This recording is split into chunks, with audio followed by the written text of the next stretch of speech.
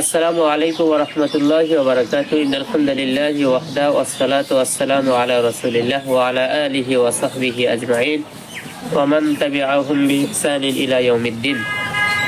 সম্মানিত দর্শক শ্রোতা, আল আনকাবুত টিভি আয়োজনে আজকের আলোচনার বিষয় হচ্ছে তারাবির সালাতের গুরুত্ব ও ফজিলত। আমি আছি আপনাদের সাথে সালাফি হাফিজিয়া মেহেন্দিপুর মাদ্রাসা থেকে আল আমিন বিন আশরাফ। তারাবি সালাত হচ্ছে এমন সালাত যেই সালাতকে হাদিসের ভাষায় বলা আছে কিয়ামুল লাইল। তবে উলামায়ে কেরাম তারাবি শব্দটাকে নামকরণ করেছেন যেহেতু প্রত্যেক 2 রাকাত সালাত পরপর একটু করে বিশ্রাম নেওয়া হয়, যার আলোকে এই সালাতের নাম হচ্ছে তারাবি। হাদিসের ভাষা কিয়ামুল লাইল হলেও তারাবি শব্দটা উলামায়ে কেরাম ব্যাপকভাবে ব্যবহার করেছেন। সমস্ত উলামায়ে কেরামের মতে তারাবির সালাত হচ্ছে সুন্নাতে মুআক্কাদা, যদিও এটা অন্য মাসে এটা নফল সালাত হিসেবেই বিবেচিত হয়। সুন্নাত হওয়ার জন্য কারণ হচ্ছে অন্য মাসের সালাতের যেমন গুরুত্ব এবং ফজিলত, রমাজান মাসে এর গুরুত্ব এবং ফজিলত অনেকটাই বেশি হিসেবে আল্লাহ রাসূল সাল্লাল্লাহু আলাইহি ওয়াসাল্লাম বর্ণনা করেছেন। আমরা জানি সহিহুল বুখারীর 1129 নম্বর হাদিস, যেখানে আল্লাহ রাসূল সাল্লাল্লাহু আলাইহি ওয়াসাল্লামের ব্যাপারে বর্ণনা দিয়েছেন আয়েশা রাদিয়াল্লাহু তাআলা আনহা, যে নবী সাল্লাল্লাহু আলাইহি ওয়াসাল্লাম একদিন মসজিদে বের হলেন সালাত আদায় করার জন্য। মানুষেরা তার সাথে সালাত আদায় করলেন। পরের দিনে আল্লাহ রাসূল সাল্লাল্লাহু আলাইহি ওয়াসাল্লাম বের হলে সেদিন লোকজন আরো বেড়ে গেল। তৃতীয় দিন অথবা চতুর্থ দিন মানুষজন আরো বেশি হয়ে গেল, কিন্তু নবী মুহাম্মদ সাল্লাল্লাহু আলাইহি ওয়াসাল্লাম বের হলেন না। আল্লাহ রাসূল সাল্লাল্লাহু আলাইহি ওয়াসাল্লাম সকাল করে পরের দিনে বললেন যে আমি তোমাদের কাজকর্ম দেখেছিলাম যে তোমাদের মানে এই সালাতুত তারাবিহ বা কিয়ামুল লাইলের ব্যাপারে তোমাদের আগ্রহটা অনেক বেশি। তো আমি ভয় করতেছিলাম যে তোমাদের আগ্রহ অনুযায়ী যে তোমাদের উপরে না জানি সালাতকে ফরজ করে দেওয়া হয়, এই জন্য আমি আর বের হইনি।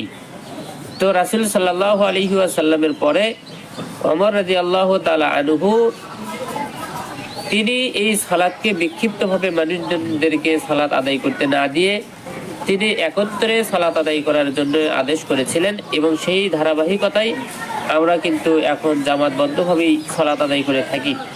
যদিও নবী মুহাম্মদ সাল্লাল্লাহু আলাইহি ওয়াসাল্লাম ইমামের সাথেই এই কিয়ামুল লাইলকে আদায় করার জন্য গুরুত্ব আরোপ করেছেন। তো এই রমজানের এই সালাতকে কেন্দ্র করে নবী মুহাম্মদ সাল্লাল্লাহু আলাইহি ওয়াসাল্লাম বলছেন, মান কামা রমাযানা ঈমানান ওয়া ইহতিসাবান গুফিরা লাহু মা তাকদ্দামা মিন যামবি। যে ব্যক্তি রমজান মাসে কিয়াম করে ঈমানের সাথে এবং ইহতিসাবান আপনার সওয়াব পাওয়ার আশায়, এই জায়গাতে দুইটা জিনিস নবী করিম সাল্লাল্লাহু আলাইহি ওয়াসাল্লাম সম্পৃক্ত করেছেন। এক, এইটার ফজিলত নিতে গেলে সর্বপ্রথম তাকে ঈমানের অবস্থায় থাকতে হবে। ঈমানের অবস্থায় থাকার পরে শুধুমাত্র আদাদি অবস্থায় অভ্যাসগতভাবে সেই ব্যক্তি সিয়াম পালন করবে, কিয়াম করবে, এমনটা যেন না হয়। এই জন্য নবী মুহাম্মদ সাল্লাল্লাহু আলাইহি ওয়াসাল্লাম বলছেন ইহতিসাবা, অর্থাৎ সওয়াব পাওয়ার আশায় তাকে কিয়ামুল লাইল করতে হবে। শুধুমাত্র মসজিদে হিরিক ফেলবে শুধুমাত্র আদাদি কারণে, অভ্যাসগত কারণে, এটা যেন না হয়। যদি ঈমান এবং সওয়াবের আশায় কোনো ব্যক্তি রমজান মাসের কিয়াম করতে পারে, আল্লাহ রাসূল সাল্লাল্লাহু আলাইহি ওয়াসাল্লাম বলছেন গুফিরা লাহু মা তাকদ্দামা মিন যামবি, পূর্বের যত গুনাহ আছে এই গুনাহগুলোকে ক্ষমা করে দেওয়া হবে। যদিও উলামায়ে কেরাম এই ক্ষমা বলতে সাগীরা গুনাহগুলোকে ক্ষমা করে দেওয়ার কথা বলেছেন, যেহেতু কাবিরা গুনাহকে ক্ষমা করার সাথে তওবা সংযুক্ত করা আছে। তওবা ছাড়া কখনো কাবিরা গুনাহ ক্ষমা হয় না। ইবনে বাজ রাহিমাহুল্লাহ এর মাজমু ফতোয়ায় তিনি 25 নম্বর খণ্ডের 178 নম্বর পৃষ্ঠাতে বলেছেন, মান কামা মাআল ইমামি হাত্তা ইয়ানসারিফা কাতাবাল্লাহু লাহু কিয়ামা লাইলাতিন। যে ব্যক্তি ইমামের সাথে সালাত আদায় করে হাত্তা ইয়ানসারিফা, ইমামের শেষ করা পর্যন্ত, অর্থাৎ শুরু থেকে শেষ পর্যন্ত সালাত আদায় করবে, কাতাবাল্লাহু লাহু কিয়ামা লাইলাতিন, আল্লাহ সুবহানাহু ওয়া তাআলা তার জন্য কিয়ামা লাইলাতিন রাতের সম্পূর্ণটাই কিয়াম করার নেকি লিখে দেন। আলহামদুলিল্লাহ।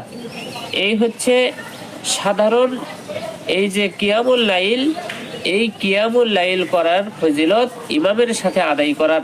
যদি ইমামের সাথে করে, এরপরে ইমাম শেষ করে সালাত আদায় শেষ করে, এরপর মানুষ গিয়ে যদি ঘুমিয়েও পড়ে, পুরো রাত তার কিয়াম করার নেকি আল্লাহ সুবহানাহু ওয়া তাআলা লিখে দেন। সম্মানিত মুসলিম দিনী ভাই, আমাদের রমজান মাসকে কেন্দ্র করে ইবাদত বন্দেগী বৃদ্ধি করতে হবে। যেহেতু মানুষদেরকে ভালো করার জন্যই আসে।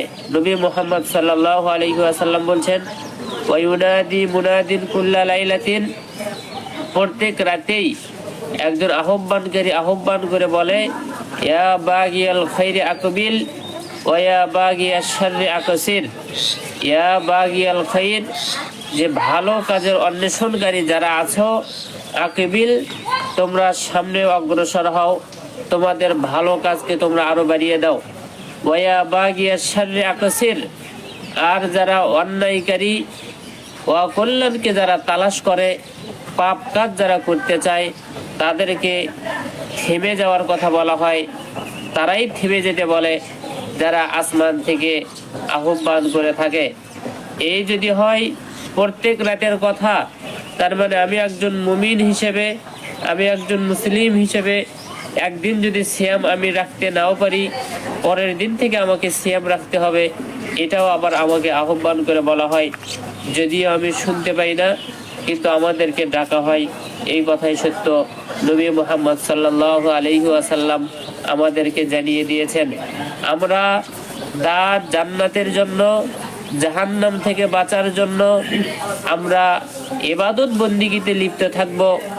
এই নাজাতের মাস, কল্যাণের মাস, রহমতের মাস রমজানকে যেভাবে নবী মুহাম্মদ সাল্লাল্লাহু আলাইহি ওয়াসাল্লাম ফজিলতপূর্ণ বর্ণনা করেছেন, সাহাবায়ে কেরাম যেভাবে রমজান মাসকে ফজিলতপূর্ণ মনে করেছেন, আমল করেছেন, সালাফগণ যেভাবে রমজান মাসকে গনিমত মনে করে ইবাদত বন্দিগি করে রমজান মাসকে পার করেছেন, রাতের বেলায় সালাত আদায় করে, রাতের বেলায় তাহাজ্জুদ আদায় করে তারা রমজান মাসকে পার করেছেন, আমাদেরকেও সেই রকম করে পার করা দরকার।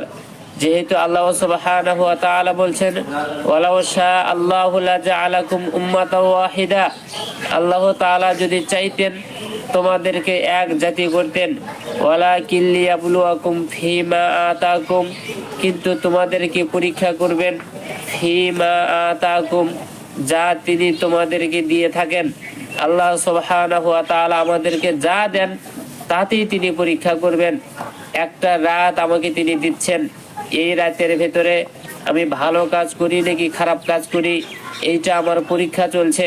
যদি আমি মনে করি এই রাতে আমি সালাতুত তারাবিহ আদায় না করে আমি ঘুমিয়ে কাটিয়ে ভালো কোনো কাজ করতেছি, এটা কখনোই সম্ভব নয়। আমার প্রত্যেকটা কাজ, প্রত্যেকটা কথা, প্রত্যেকটা ধরা, প্রত্যেকটা চলাই আমার পরীক্ষার ভেতরে দিয়ে চলছে। দুইজন ব্যক্তির হাত আছে, একজন হাত দিয়ে ভালো কিছু করবে, আর একজন হাত দিয়ে খারাপ কিছু করবে। এই দুইজনের ভেতরে পরীক্ষা চলছে। অথচ আল্লাহ সুবহানাহু ওয়া তাআলা তিনি চাইলেই দুইজনকেই একই গ্রুপের ভেতরে নিয়ে আসতে পারতেন, পৃথিবীর সব মানুষকে ভালো করে দিতে পারতেন, কিন্তু তিনি করেন নাই। লিয়াবলুয়াকুম ফীমা আতাকুম, তিনি তোমাদেরকে যা দেন সেইটাতে তিনি যেন পরীক্ষা করতে পারেন। এই জন্য বিভিন্ন রকম ভাবে আল্লাহ সুবহানাহু ওয়া তাআলা মানুষ সৃষ্টি করেছেন। এরপর আল্লাহ সুবহানাহু ওয়া তাআলা তিনি বলছেন, ফাস্তাবিকুল খায়রাত, তোমাদের পরীক্ষা চলছে, সুতরাং তোমরা কল্যাণকর কাজে প্রতিযোগিতা করো। কেন কল্যাণকর কাজে প্রতিযোগিতা করবা? ইলাল্লাহি মারজিউকুম জামিআ, যেহেতু তোমরা সকলেই আল্লাহ সুবহানাহু ওয়া তাআলার দিকেই ফিরে যাবে। ফায়ুনাব্বিউকুম বিমা কুনতুম ফীহি তাখতালিফুন, যেই ব্যাপারে তোমরা ইখতিলাফ করতে, আল্লাহ সুবহানাহু ওয়া তাআলার সাথে মতবিরোধ করতে, এই সব ব্যাপারে তোমাদেরকে জানিয়ে দেওয়া হবে। আমাদেরকে আল্লাহ সুবহানাহু ওয়া তাআলা সালাত আদায় করার কথা বলেছেন। আমরা যদি সালাত আদায় না করি, তাহলে আমরা আল্লাহ তাআলার সাথে বিরোধ করলাম। এই বিরোধের কারণে আমাদেরকে কিয়ামতের দিনে জানিয়ে দেওয়া হবে। আমরা যদি সিয়াম না রাখি তাহলে আমাদেরকে কিয়ামতের দিনে জানিয়ে দেওয়া হবে, যেই জানানোতে আমাদেরকে লাঞ্ছিত করা হবে, অপমান করা হবে। যেই কারণেই হুঁশিয়ারি স্বরূপ আল্লাহ সুবহানাহু ওয়া তাআলা বলেছেন, ফাস্তাবিকুল খায়রাত, কল্যাণকর কাজ তোমরা করো। কেননা কল্যাণকর কাজ করলে, ভালো কাজ করলে আল্লাহ তাআলার সাথে বিরোধ হবে না। কেননা আল্লাহ তাআলা ভালো কাজ করতে বলেন। আরো যদি তোমরা ভালো কাজ করো তাহলে তোমাদের সংবাদের ব্যাপারে, তাহলে তোমাদের আমলের ব্যাপারে জানিয়ে দিলেও তোমরা লাঞ্ছিত হবে না, তোমরা অপমানিত হবে না। এই জন্যে আমরা রমাজান মাসের কিয়ামকে, তাহাজ্জুদের সালাত, আমাদের কিয়ামুল লাইলকে আমরা ভালোভাবে গ্রহণ করে নিয়ে আল্লাহ সুবহানাহু ওয়া তাআলার সন্তুষ্ট কামনা করি। এই সালাত আদায় করতে গিয়ে অবশ্যই আমাদেরকে ধীরস্থিরভাবে সালাত আদায় করতে হবে। আরও যদি আমরা সুযোগ পাই তাহলে ভালো তেলাওয়াতকারীদের পেছনে আমাদের সালাত আদায় করতে হবে। যেহেতু আমাদের তেলাওয়াত শুনতে হয়, এই জন্য যা কিছু শুনতে হয় ভালোটাই শুনতে হয়।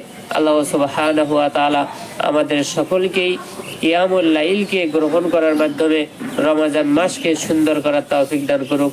আল্লাহুম্মা আমিন। আল্লাহ সুবহানাহু ওয়া তাআলা আমাদের কিয়ামুল লাইলকে ভালোভাবে গ্রহণ করে নিয়ে আমাদের জান্নাতকে উপার্জন করার তৌফিক দান করুক, জাহান্নাম থেকে বেঁচে থাকার তৌফিক দান করুক। আমিন।